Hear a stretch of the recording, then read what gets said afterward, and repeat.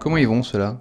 Bon, comme vous l'avez vu dans le titre, dans cette vidéo, on va voir comment développer ses réseaux sociaux, que ce soit en tant que vidéaste ou créateur de contenu ou peu importe la niche. Et je vais vous expliquer comment je suis passé de 3000, à peu près 3005 à un peu plus de 90 000 abonnés en 1 an et demi. Et vous allez voir que c'est pas si compliqué, mais ça dépend uniquement d'une stratégie.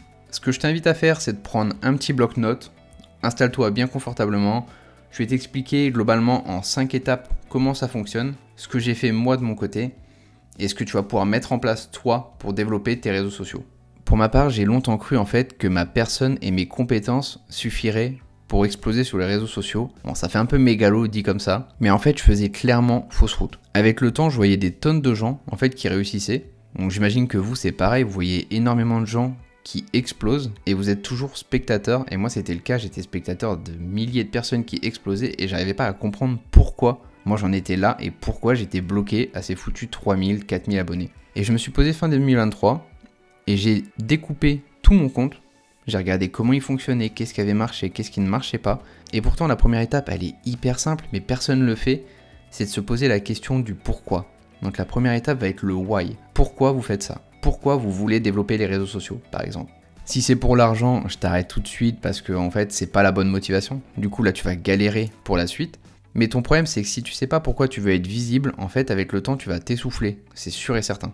J'ai deux exemples qui me viennent en tête quand je parle du why. Ça va être le premier, Tom Nosk. Je pense que beaucoup d'entre vous le connaissent. Mais Tom Nosk, en fait, très longtemps, il a stagné aussi pendant des années. Et un jour, il s'est posé la question du pourquoi. Donc le why, pourquoi il voulait être sur les réseaux sociaux. Et il s'est rendu compte que ce qui l'animait, lui, c'était d'aider les gens à développer son personal branding, ce qu'il avait fait lui avec le temps. Et il s'est rendu compte que c'était là sa force et que c'était là qu'il fallait qu'il appuie pour exploser sur les réseaux. Moralité de l'histoire, ça a fonctionné. Et le deuxième exemple, un peu plus petit, ça va être Creator Sergent, qui lui, je crois aujourd'hui, est aux alentours de 60-70 000 abonnés à peu près. Et lui, c'est l'exemple même que, en fait, si tu arrives à comprendre le pourquoi tu veux faire ça, tu vas réussir à créer une audience, à fidéliser et à te développer. Lui, son idée, c'était vraiment de développer, sur un style un peu humoriste, le fait que DaVinci soit au-dessus de tous les logiciels de montage que vous avez à côté, que ce soit Premiere ou Final. Et en fait, il a fait des vidéos un peu humoristiques et de l'éducatif sur DaVinci, et c'est le pourquoi il a réussi à grimper très vite. En 1 an, il a dû prendre 60 000 abonnés, je crois, un truc dans le genre. Donc la première étape, c'est le pourquoi. Si je prends l'exemple pour ma part, j'ai stagné pendant longtemps parce que je faisais des contenus qui me plaisaient visuellement, etc. Et quand je me suis posé la question du pourquoi, je me suis dit qu'est-ce qui m'intéresse? Et en fait, ce qui m'intéressait tout simplement, c'était d'apprendre aux gens à développer la vidéo, donc à gagner plus. Et ce qui me plaisait le plus, c'était la colorimétrie, donc via le biais de la colorimétrie. Et en faisant ça, en fait, je me suis rendu compte qu'il y avait 3 axes. Donc l'axe principal qui va être la vidéo. L'axe secondaire, c'était je voulais faire gagner plus d'argent aux gens qui suivaient mon compte. Donc plus de compétences et par conséquent plus d'argent. Et le troisième biais, c'était comment je vais le faire via le biais de la colorimétrie, car c'est ce que j'aime le plus et c'est là où j'étais le meilleur, tout simplement. Ce que je vous recommande du coup, c'est de mettre pause sur la vidéo et sur un papier, c'est de noter votre pourquoi. Quelle est la raison valable pour laquelle vous avez envie de développer les réseaux sociaux? Une fois que vous avez fait ça, on peut passer à l'étape 2, qui va être une des plus importantes, ça va être la stratégie. La stratégie, en vrai, faut pas croire. Toutes tes influenceuses préférées, elles ont une stratégie sur les réseaux sociaux. Et même les influenceuses, non, pas celle-là, plutôt celle-ci, même ces influenceuses-là, elles sont ultra bien organisées. Et sans stratégie, en fait, tu n'iras pas au bout de ta démarche. Si tu veux, pour percer dans ta niche, une fois que tu as développé ta stratégie, là, tu vas pouvoir aller chercher des choses à mettre en place. Le premier point va être le type de contenu que tu veux partager. Le contenu un peu humoristique, donc fait comme Creator Sergent où tu joues, où tu trolls un peu un logiciel. Tu as le contenu à forte valeur ajoutée, donc ce que fait Tom Nosk en parlant de son personal branding. Et après, tu as tout ce qui est contenu esthétique. Donc les contenus comme moi j'ai réalisé before after qui sont très sympas et du coup qui ramènent pas mal de vues. Maintenant, moi comment j'ai fait? J'ai décidé de faire du contenu instructif plus esthétique. L'esthétisme, il va me permettre de ramener beaucoup de monde, en fait, beaucoup de vues sur mon compte. Notamment avec les before after, il y a un côté satisfaisant, c'est un peu comme de la cuisine. Et derrière, je l'allie avec de l'instructif parce que je donne de la valeur. Donc en fait, je ramène beaucoup de monde sur les réseaux et avec l'instructif, je vais les convertir quand ils vont venir sur le compte, ils vont se dire putain ça c'est intéressant, ça c'est pas mal, et du coup ils vont s'abonner.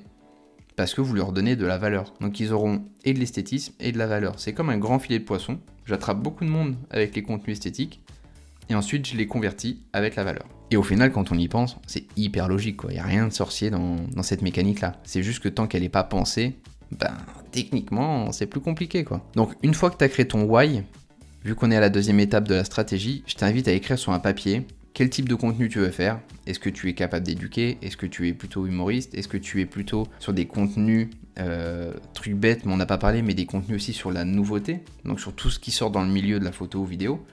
Et du coup, tu te notes sur un papier qu'est-ce que tu veux faire, quelles sont tes forces, sur quel support tu penses que c'est mieux de le faire. Tu te fais toutes ces stratégies-là, et ensuite on va pouvoir avancer. Et pour avancer, il va falloir aborder ce que j'appelle l'étape 3, c'est les facteurs variables. Et là, il y en a 2, et ça, c'est hyper important. Qu'est-ce que tu vas retrouver dans les facteurs variables? Bah, ça va être en premier temps le rythme. Je sais qu'il y en a beaucoup qui ne sont pas à temps plein à leur compte, et forcément, c'est plus compliqué quand on n'est pas à temps plein de développer les réseaux sociaux naturellement. Et bah, du coup, on a souvent que le week-end pour travailler ou le soir après le boulot. Et c'est vrai que maintenant, ça complique pas mal la tâche. Donc du coup, le rythme, c'est vraiment un point qui va être crucial selon la croissance que vous voulez. Est-ce que vous voulez avoir une croissance ultra violente? Moi, c'est ce que j'avais fait et honnêtement, ça marchait bien, franchement. Ou est-ce que vous voulez une croissance à long terme, mais du coup, vous êtes là tout le temps, quoi. Et ça marche aussi très bien, mais du coup, il faut être moins gourmand et accepter que le temps fasse son effort. Dans l'idée du rythme, moi, ce que je recommande, c'est de poster au minimum 3 fois par semaine. Si vous êtes capable et que vous êtes à temps plein et que vous avez du temps, je vous recommande encore mieux, c'est 5 fois par semaine. Après, j'avoue que c'est compliqué, mais bon, si vous préparez ça en amont, avec une création de contenu préparée 2 mois à l'avance, honnêtement, ça le fait, quoi.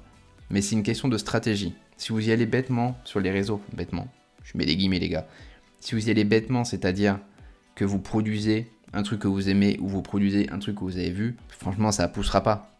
Alors que si vous faites une strat de j'ai tant de contenu de valeur, tant de contenu d'esthétisme, un peu de contenu humoristique, etc., vous allez être organisé comme une entreprise et là, ça va bombarder, les gars. Vraiment, ça va bombarder fort. Le deuxième facteur variable que tu vas retrouver, et là, celui-ci, je pense qu'on l'oublie beaucoup, bah en fait, c'est juste toi. C'est toi. Les gens, ils s'abonnent à une personne parce que c'est toi. Globalement, t'as pas besoin d'être drôle sur les réseaux si t'es pas un mec drôle dans la vie. T'as pas besoin de faire le mec extraverti si t'es un mec introverti. Les gens, ils te suivent pour ton histoire, ils te suivent pour ton parcours, ils te suivent pour ta vie, en fait, tout simplement. Si je prends mon exemple, moi, je suis pas le meilleur coloriste du monde. Honnêtement, je suis une chèvre comparé à ce qui se fait sur le marché, et notamment les coloristes pro. Mais j'ai grandi sur les réseaux parce qu'en fait, j'avais un process, j'ai partagé mes backstage, j'ai partagé des problématiques que j'ai eues, que d'autres créateurs ont eues. Donc en fait, les personnes se sentent concernées, enfin, ils peuvent se retranscrire en vous. Et c'est ça, globalement, qui fonctionne sur les réseaux. C'est pas forcément que tu sois le meilleur ou que tu sois moins bon. Donc si tu as l'impression que t'es pas unique, en vrai, tu te trompes. Partage ta vie, partage tes compétences, partage tes backstage, partage tes problématiques, tu vois. Partage tout ça, et là, tu vas créer une vraie communauté. Maintenant, on va passer à l'étape 4. Donc on est au 4e point. L'étape 4, ça va être la DA, donc la direction artistique que tu vas prendre. Il y a un exemple, je trouve, qui est parfait pour ça. Vous le connaissez peut-être, c'est Thomas, de la chaîne Jésus Sens. Et Thomas, je trouve qu'il a trop bien géré sa direction artistique. On va le reconnaître avec ses polices, avec ses fontes. On va le reconnaître avec son look de tournage, son style de vidéo. Et lui, par exemple, il a bien géré ce côté direction artistique. Après, il est très bon dedans. Mais big up à Thomas d'ailleurs, si tu vois la vidéo. Lui, je trouve que c'est un très bon exemple de DA sur les réseaux sociaux. C'est-à-dire que dès que tu vas le voir passer, que ce soit un post ou une story, tu vas savoir que c'est lui. Et ça, je vous invite à aller voir son compte, voir comment il a fait. Ça fonctionne hyper bien. Ça peut concerner les transitions qu'il fait, ça peut concerner la police et les fontes qu'il va utiliser. Ça va concerner également la colorimétrie qu'il a pris. Moi, perso, pour ma part, j'ai fait un peu la même mécanique où, avec le temps, je me suis perfectionné, j'ai essayé de trouver ce que j'aimais. Donc, je fais des vidéos qui sont, je sais, très saturées. Il y en a qui n'aiment pas trop ça. Mais je fais des vidéos qui sont un peu pop, un peu saturées parce que moi, j'aime ça. Je sais faire des looks naturels, mais vas-y, ça m'emmerde. Moi, ce que je veux, c'est qu'il y ait de la vie, qu'il y ait du pop, qu'il y ait de la couleur et tout. Et ça, bah, de toute façon, rien qu'à mon fond d'écran, déjà, on voit la couleur. Moi, j'ai fait ce parti pris avec une police dont je me suis inspiré de Gakouyen. Donc, on va pas se mentir, moi, j'ai rien inventé là-dessus. J'ai beaucoup pompé sur les inspirations de Gakouyen que j'adore et je vous partagerai quelques réals qu'il fait. Lui, il a une vraie DA aussi. Et ce qui est intéressant, c'est qu'en faisant une DA, les gens vont commencer petit à petit à vous reconnaître, vont commencer à vous calquer, ils vont se dire « Ah ok, ça je sais que c'est tel créateur ». Moi, quand je vois passer Tom Nosk, je sais à l'avance que c'est Tom Nosk. Quand je vois passer Thomas, donc Jésus Sens, Je vois une story, je sais à l'avance que c'est lui sans même regarder la petite bulle de profil. Parce que ces mecs-là, ils ont créé une vraie DA. Et ça permet de créer une connexion et une appartenance avec les gens. Et honnêtement, c'est un point qui est hyper important. Et c'est également pour ça que faut que je vous parle du partenaire de la vidéo, qui n'est autre que Motion Array. Et Motion Array, moi, ça me permet justement d'aller au bout de cette démarche de direction artistique, notamment parce que ça va me permettre d'avoir tout ce qui est son, sound design et VFX. Et le sound design, vous avez une plateforme entière remplie sur Motion Array, avec des recherches par IA qui vont vous faciliter la tâche. Si vous voulez également tout ce qui est transition, tout ce qui est template pour After Effects, notamment pour des titres, pour des animations, ça marche du tonnerre. Vous pouvez également retrouver, moi j'en utilise, c'est tout ce qui est footage, donc plan libre de droit pour réaliser mes contenus, donc mes before after. Et le petit plus, forcément, vous avez les outils d'IA qui sont intégrés, donc le voiceover que j'utilise moi pour des clients qui fonctionnent du tonnerre de Dieu. Pour ceux qui veulent, il y a le lien en description pour profiter de l'offre et avoir 2 mois offerts sur l'abonnement. Ça fait trop plaisir en vrai quand vous utilisez mon lien, donc n'hésitez pas si vous voulez vous abonner, que ce soit Artlist ou Motion Array. Et nous on avance dans la suite de la vidéo pour la dernière étape, l'étape 5. L'étape 5, ça va être un peu le facteur chance. Ça va être, soyez malin.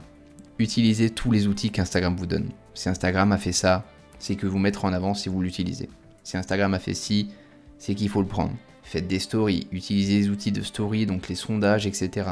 Faites des posts avec les sondages pour générer plus d'interactions. Utilisez les musiques tendances. Je sais que des fois les musiques elles sont un peu éclatées selon les périodes. Je vous parle même pas de Noël quand Mariah Carey revient. Mais globalement, utiliser des musiques tendances va vous permettre de grimper et d'être encore plus vu. Ça c'est logique. Allez-y sur tous les outils d'Instagram, intelligemment, mais utilisez-les et la plateforme vous mettra en avant. Ça c'est sûr et certain. Petit cadeau pour ceux qui sont restés jusqu'à l'étape 5, je vais vous expliquer en quoi Instagram, moi personnellement, a changé ma vie et peut changer la vôtre. Il y a 3 sujets sur lesquels ça peut tout changer. Le premier, c'est la crédibilité. Si vous faites des prestations de services et que vous voulez plus de clients, avoir 50 ou 100 000 abonnés sur Instagram, ça appuie énormément pour signer les clients. C'est pas une connerie, moi ça l'a fait.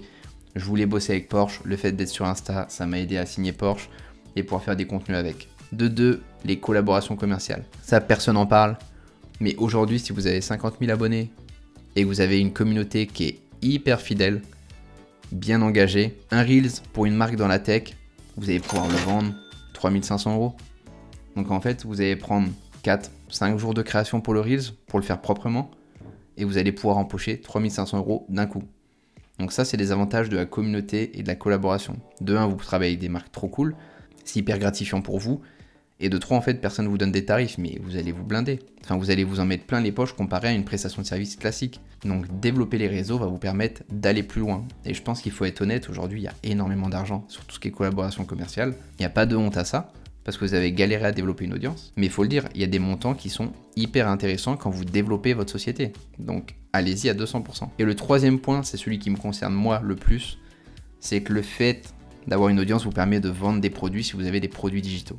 Moi, j'aide les gens à améliorer la colorimétrie et je vends un Power Grade notamment qui a été vendu déjà à plus de 600 exemplaires, qui fonctionne extrêmement bien, que j'utilise pour YouTube actuellement, que j'utilise pour tous mes réseaux Insta. Et honnêtement, merci déjà à tous ceux qui ont suivi, merci pour tous vos retours ultra positifs, vous êtes tous très contents du truc, mais ça me permet moi aujourd'hui de pouvoir faire plus de contenu sur Insta, vous donner plus de valeur parce que ça me permet de vivre à côté. Le fait d'avoir ces rentes-là me permet de plus avoir de clients physiques en prestation de service, et me permet de vivre à côté pour développer d'autres choses. Il y aura notamment d'autres gros sujets dont on va parler que je développe, mais du coup qui sont affichés ici mais qui seront floutés. Et honnêtement, faut pas sous-estimer ce que Instagram peut vous donner. Aujourd'hui, c'est un outil des temps modernes, faut l'utiliser, allez au bout de la démarche, faites-la intelligemment, faites ça bien, prenez du plaisir dedans et tout ira bien. N'hésitez pas à me dire en commentaire vous ce que vous pensez de ce contenu, est-ce que ça vous a été utile? Si vous avez des recos pour les gens qui veulent se lancer sur Instagram, que moi je n'ai pas cité, allez-y. Petit aparté, il y a la formation sur Instagram qui sortira prochainement. C'était Loris,